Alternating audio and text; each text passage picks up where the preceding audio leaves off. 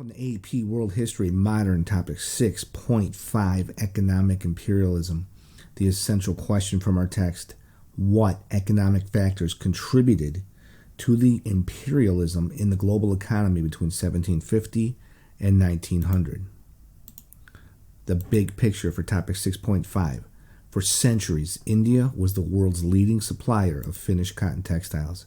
By the late 18th century, the Industrial Revolution and a new source of cotton from America had allowed Britain to flood the market with inexpensive textiles, pushing independent Indian textile artisans out of business. By the late 19th century, India was producing only raw cotton for Britain, not cotton textiles. After Britain's textile factories processed India's cotton, the colonial government sold some of its factory-made or, quote, finished textiles back to the Indian subcontinent at inflated prices.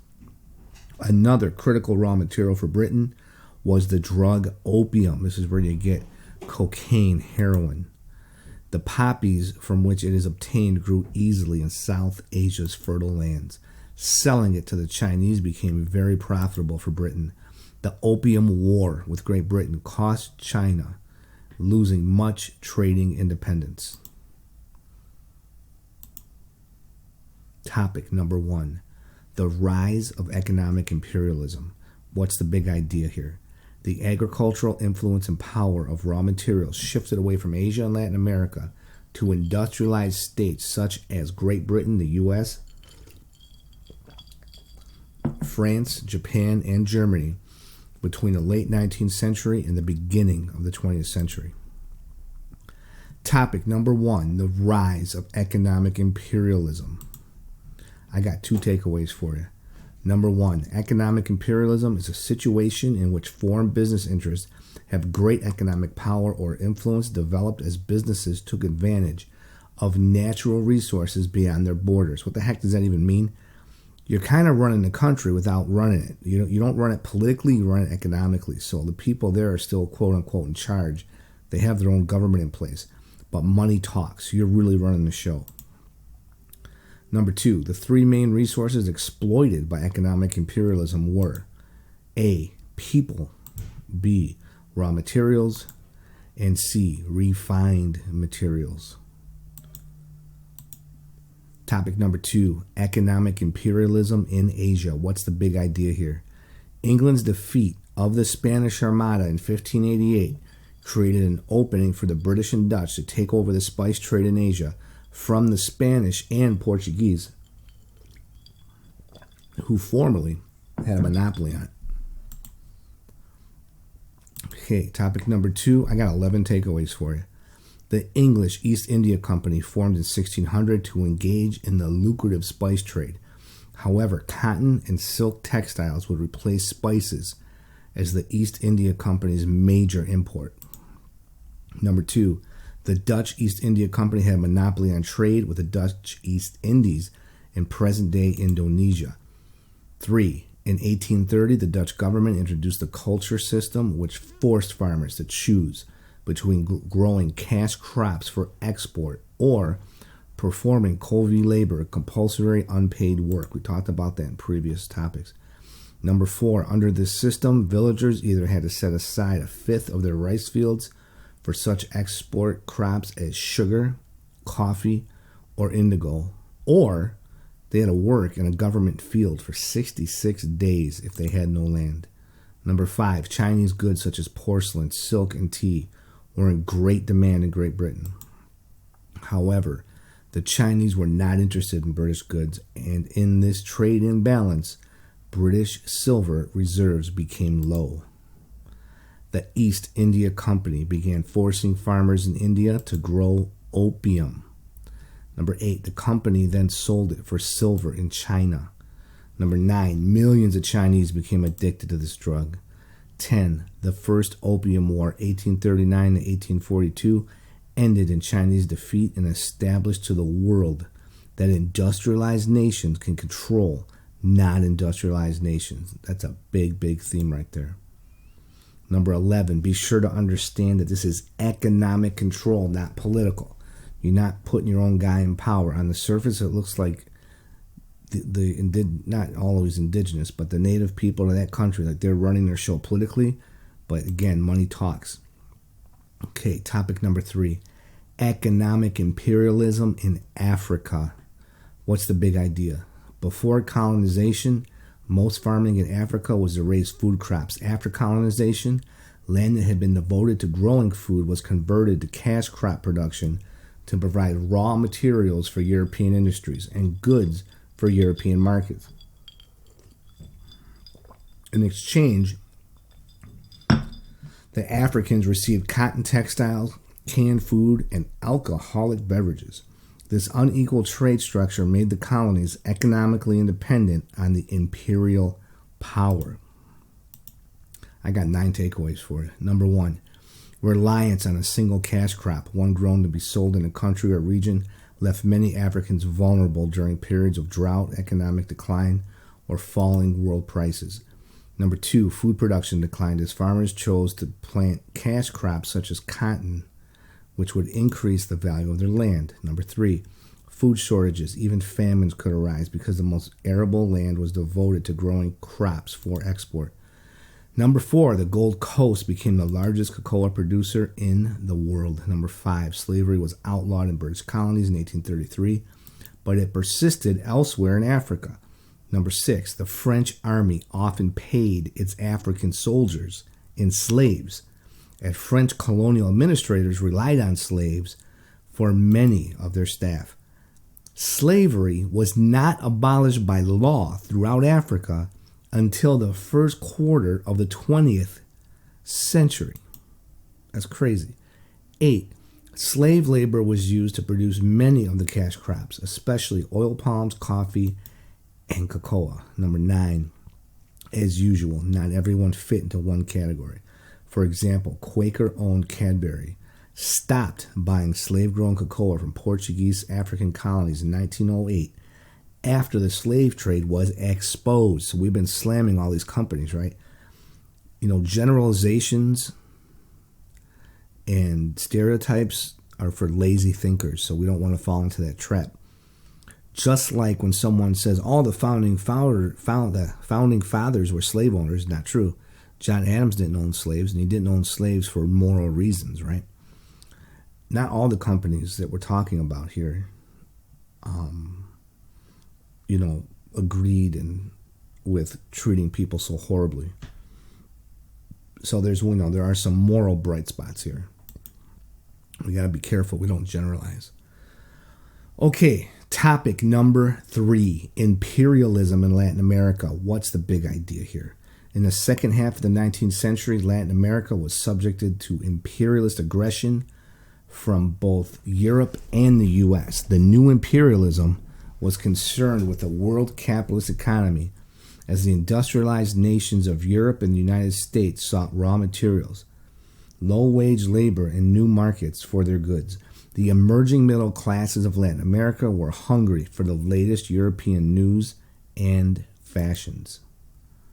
I got 10 takeaways for you. Number 1, the U.S. was not yet as established a world power as Britain and France. Number 2, in 1823, the Monroe Doctrine, the U.S. policy of opposing European colonialism in the Americas, told the world that Latin America was in the U.S. sphere of influence.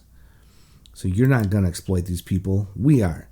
Okay, number 3, in the late 19th century, Britain had invested more in Argentina than in its own colony of India. 4, Spain colonized the region of present-day Chile between 1540 and 1818. 5, Brazil once had a booming rubber industry. However, it declined after people began growing rubber in Malaysia at a lower cost. 6, foreign investors often used their governments to act as strong men, quote, it's from the text, to help them achieve the ends they wanted. Number 7, the United Fruit Company was an American corporation that traded in tropical fruit, primarily bananas, grown on Latin American plantations and sold in the U.S. and Europe. The United Fruit Company allied itself with large landowners to pressure governments to maintain conditions that would be favorable for the U.S. company. In short, the writer O. Henry coined the term banana republics to describe small Central American countries under the economic power of foreign-based corporations. You got corporations controlling countries, not another government, a corporation. The banana republics were politically unstable states with an economy dependent upon the exportation of a limited resource product such as bananas or minerals. Those are your 10 takeaways. I got subtopic A, economic imperialism in Hawaii. Big idea. The power of investments to transform and dominate small or weak states could also be seen in the Pacific Islands. A group of American businesses and sugar planters in Hawaii went so far as to overthrow the constitutional monarchy in 1893, hoping that the islands would be annexed by the U.S. In 1898, Hawaii became a territory of the U.S. and an official state in 1959. These are businessmen, right? You're seeing this island, these people, a culture as a business opportunity. You're absorbed into this corporation by being absorbed into the United States. And this is not ancient history. My wife and I had a beautiful honeymoon in Hawaii in August of 2002. And I had some friends in Hawaii that were giving us the inside tour. We're having a great old time. But man, at some red lights, guess what I saw? I saw the Hawaiian Islands on the back of pickup trucks. And then one word, stolen. And then we did what people told us not to do. We went on the side of the island where it's mostly natives. And they said, don't go over there. It could get rough. Well, it ended up being the best part of our trip. The people were so nice. They gave us a history of the island, their people, the culture. They're still upset. As we record this lesson, it's 2020. They're still upset about this. And they still feel their culture and their identity was ripped away from them. So very interesting perspective. Okay, I want to go back. And I asked you during the Ayn Rand Che Guevara lecture to please remember Atlas Shrugged. Remember the John Lee Anderson biography. I showed you the books. I talked about them a little bit. Final thoughts on topic 6.5. The Industrial Revolution developed a demand for raw materials and the technological ability through steamships, railroads, and military weapons to control their territories. These set the stage for economic imperialism. So something I want to ask you on these final thoughts. When I say take over a country, what do you think of? Most students will think like, a military takeover. There's tanks, there's planes, there's ships, there's soldiers, there's shooting, right? This is different. This is an economic takeover, okay? Most countries, this time we're talking about, they still rule themselves from a political standpoint. So make sure you understand that. And this can be gold for you in a DBQ if you get a DBQ on any of these topics. However, these countries were controlled from an economic standpoint for larger industrialized nations. The United Fruit Company was once so powerful that the U.S. government destroyed democracy in a country for the United Fruit Company. The heck am I talking about? Right? I'm talking about Guatemala, and I'm talking about 1931. I'm talking about how the United Fruit Company had a monopoly on the country's coffee and banana trade. It owned Guatemala's docks, railroads, communications. Jorge Ubico, hope I'm pronouncing that right, he exempted the United Fruit Company from taxes. He was Guatemala's president. He gave them 200,000 hectares of land. And guess what he let them do? If they had workers that didn't want to work, workers that tried to form some type of union, or workers that just demanded better working conditions, the Guatemalan president, because he was a puppet of the United Fruit Company, a corporation in the U.S., he gave them the authority to execute bothersome workers. So next time you complain about your boss, imagine you do something wrong at work, we're just going to take you outside and put 2 bullets in your head. Okay, he was ousted in the October Revolution in 1944. and he had a democratically elected president. He built hospitals, schools, health, and I began cracking down on labor practices of these big companies. The CIA orchestrated a coup in 1954. They ousted this reformed Guatemalan government of Jacob Arbenz Guzman. The coup installed a right-wing regime and decades of bloody repression. This is specifically what Che Guevara, a very young Che Guevara, he's going to be in Guatemala. Okay, so I'm connecting our textbook to the Ayn Rand Che Guevara lecture. He's going to see what the United Fruit Company and their influence, how they're really running the show in Guatemala.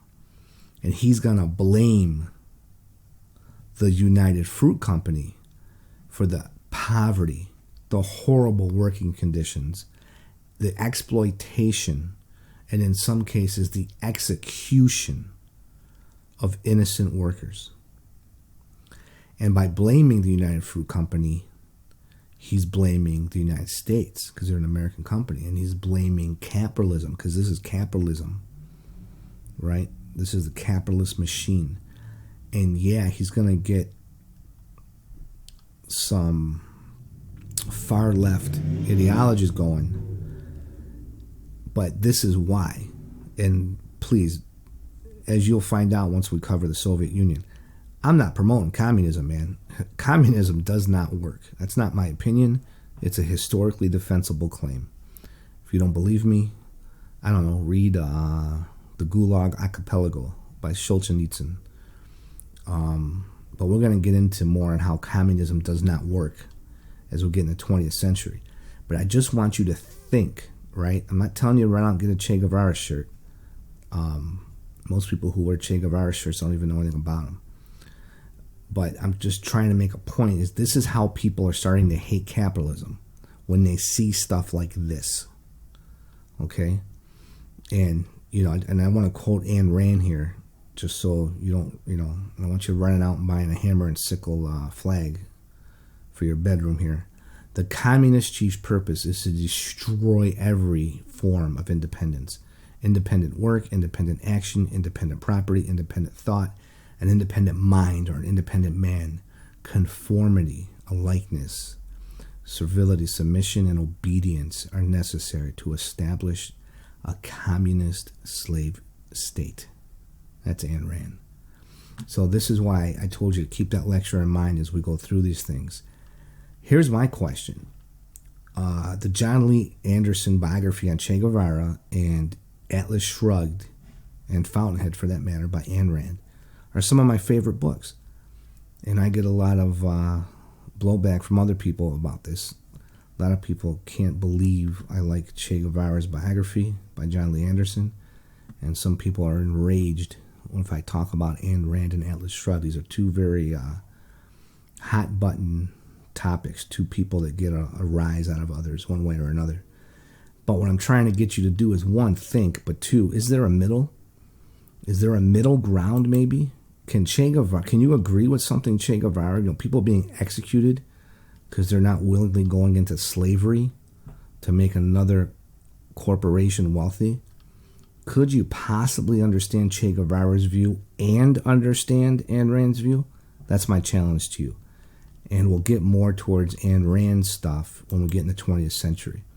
The 20th century is going to validate a lot of the things she says. All right, this is a big topic, a lot going on here. I'll see you next time. Welcome to AP World History Modern, Topic 6.5, Economic Imperialism. The essential question from our text: what economic factors contributed to the imperialism in the global economy between 1750 and 1900?